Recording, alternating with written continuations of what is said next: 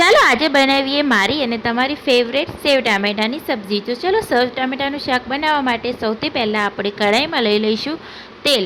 તો તેલને સારી રીતે આપણે અહીંયા ગરમ થવા દેવાનું છે। તો તમે જોઈ શકો છો આપણું તેલ ગરમ થઈ ગયું છે। હવે આપણે એમાં નાખી દઈશું રાઈ।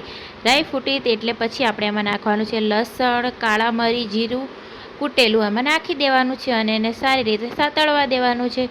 તો અહીંયા હવે આપણે નાખી દઈશું ટામેટાં। તો અહીંયા મેં ઝીણા સમારેલા ટામેટાં પણ આમાં એડ કરી દીધા છે। તમે જે સાઇઝના કાચા હો એ સાઇઝના તમે કાપી શકો છો। અહીંયા મેં નાના નાના સાઇઝમાં કાપી દીધા હતા।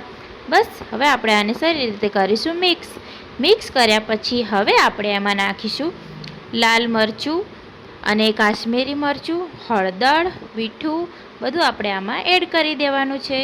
તો જોઈએ અહીંયા મેં 2 ચમચી જેટલું લાલ મરચું લઈ લીધું છે અને સાથે હળદર, ધાણા જીરું પાવડર, ગરમ મસાલો, સ્વાદ અનુસાર નમક પણ અહીંયા નાખી દેવાનું છે અને એને પણ સારી રીતે કરીશું આપણે મિક્સ કર્યા પછી આપણે તેલમાં થોડીવાર સબ્જી ચડવા દઈશું અને અહીંયા મારી સબ્જી સારી રીતે ચડી ગઈ છે। તો હવે આપણે એમાં નાખી દઈશું પાણી।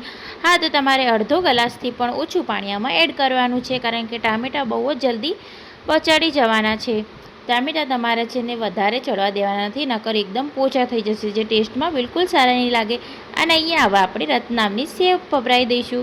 તો તમે જોઈ શકો છો આપણી જે સેવ ટામેટાની સબ્જી છે જે એકદમ રેડી થઈ ગઈ છે। બસ હવે આપણે આના ઉપર ધનિયાથી ગાર્નિશ કરીશું। તો તમે જોઈ શકો છો આપણું સરસ મજાનું શાક તૈયાર થઈ ગયું છે। અને હા, લાસ્ટમાં તમારે આમાં બટર નાખવું હોય તો પણ નાખી શકો છો। તો અહીંયા હું બટરની એક સ્લાઇસ આમાં નાખી દઉં છું। તો તૈયાર છે સેવ ટામેટાનું શાક।